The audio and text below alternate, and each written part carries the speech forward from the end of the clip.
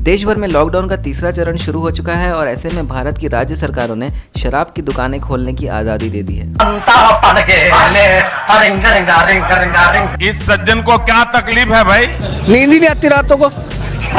क्या करें बताओ, आज नींद आ पाएगी? आज चैन की नींद सोऊंगा आराम से। ये फैसला आते ही शराबियों के मन में खुशी की लहर दौड़ गई। बहुत एक्साइटमेंट है, बहुत एक्साइटमेंट, क्योंकि हम लोग इसी के लिए जीते हैं मैडम। 2 महीने हो गए मैंने पिया नहीं। आज अगर दुकान खुली तो मैं 4 से 5 खंबे ले लूंगा, घर पे जाऊंगा, 2 किलो चिकन लूंगा, चिकन के साथ खाऊंगा और जितना मन करेगा उतना दारू पीऊंगा। 2 से 3 दिन तक आराम से सोऊंगा, उठूंगा दारू पीऊंगा, फिर सोऊंगा, उठूंगा दारू पीऊंगा।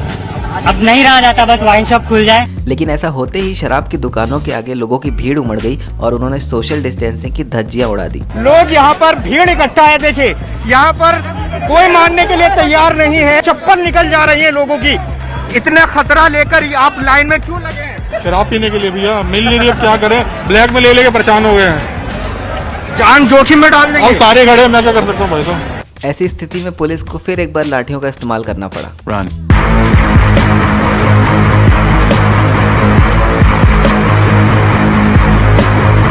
एक वीडियो ऐसा भी है जो नैनीताल से आया है, जहां लोग भारी बर्फबारी में छाता लेके शराब लेने निकल गए। छाता पकड़े हुए हैं, बारिश हो रही है, ओले पड़ रहे हैं, लेकिन इनको कोई चिंता नहीं है। इनको अपनी बारी का इंतजार है।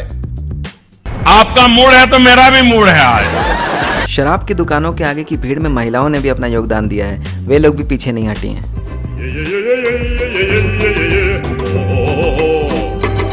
आपका मूड है तो मेरा भी मूड है आज। इन शराबी लोगों के पास दारू पीने के कई बहाने हैं। वहाँ पे ठेके बंद है हमारे। राशन हमारे घर में भरपूर है जी, लेकिन दारू नहीं है। दारू भी बहुत है। फिर आप और लेने क्यों आ गए? आगे के लिए स्टॉक है। इससे भी सैनिटाइज कर सकते हैं हाथ अपने, ये भी एक किस्म की दवाई है।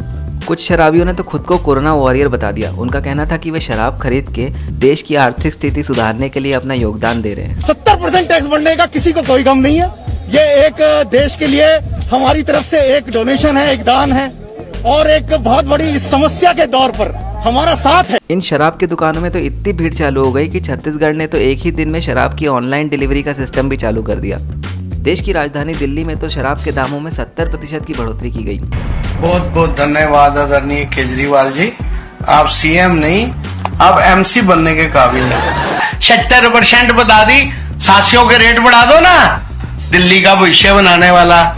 पिछले कुछ दिनों में लगभग सभी न्यूज़ चैनलों में यही दिखाया जा रहा है कि किस तरह लोगों ने शराब की दुकानों के आगे लंबी लंबी लाइनें लगा दी और सोशल डिस्टेंसिंग का पालन भी नहीं किया। लॉकडाउन के सन्नाटे ने मदिरालयों के कोलाहल को छिन्न भिन्न कर दिया है। तुम जैसे बेवड़ों का सहारा। इन सभी किस्सों के बाद ये डिबेट शुरू हो गई कि क्या शराब की दुकानें खोलना इतना जरूरी था।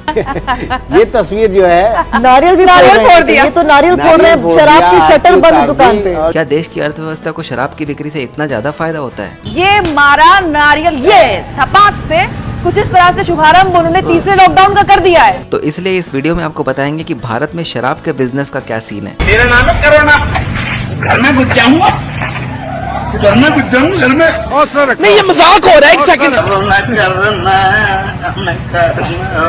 तुम जैसे बेवड़ों का सहारा। भाई मारो मुझे, मुझे मारो। दरअसल सभी राज्यों की आर्थिक स्थिति कोरोना वायरस के चलते कमजोर हो गई है और ऐसे में उस स्थिति को थोड़ा मजबूत करने के लिए शराब को बेचने का फैसला लिया गया है। इसके चलते कई राज्यों ने अपने इलाकों में शराब के दामों में बढ़ोतरी कर दी है। दिल्ली के मुख्यमंत्री अरविंद केजरीवाल ने यह दावा किया था कि किस तरह अप्रैल 2019 में 3,500 करोड़ रुपए की कमाई हुई थी और वहीं इस साल अप्रैल में केवल 300 करोड़ रुपए की कमाई हुई है। देश में शराब की दुकानें खोलने का कारण यही बताया जा रहा है कि इससे थोड़ी सी रेवेन्यू जनरेट हो जाएगी, जिससे जनता की बाद में मदद की जा सकती है।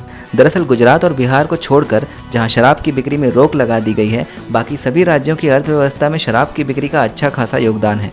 टाइम्स ऑफ इंडिया की एक रिपोर्ट के मुताबिक तीसरे लॉकडाउन में शराब दुकान के खुलते ही 2 दिनों में कर्नाटक में 242 करोड़ की शराब बिक गई और उत्तर प्रदेश में 100 करोड़ की शराब बिक गई और वेस्ट बंगाल में 40 करोड़ की शराब बिक गई। लैंसेट की एक स्टडी के मुताबिक इंडिया में 2010 से 2017 के बीच अल्कोहल कंजम्पशन में 38% की बढ़ोतरी हुई है, यानी कि 4.3 लीटर्स पर पर्सन से 5.9 लीटर्स पर पर्सन।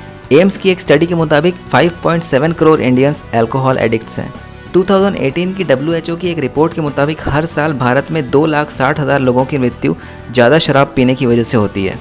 2019 में गवर्नमेंट ने एक सर्वे किया था जिसके मुताबिक भारत में करीब 16 करोड़ लोग शराब पीते हैं और इसमें से 1/3 लोग अल्कोहल एडिक्ट्स हैं।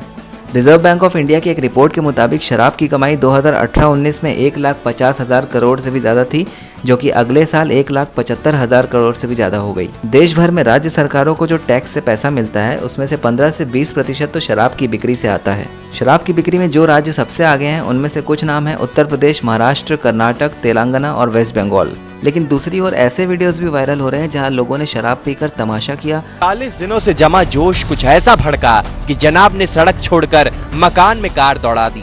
यह हैरतअंगेज तस्वीरें फरीदाबाद की हैं। कार चलाने वाला नशे में था और उसे होश ही नहीं रहा कि कब उसकी गाड़ी सड़क से उतरकर मकान में घुस गई। लड़ाई की,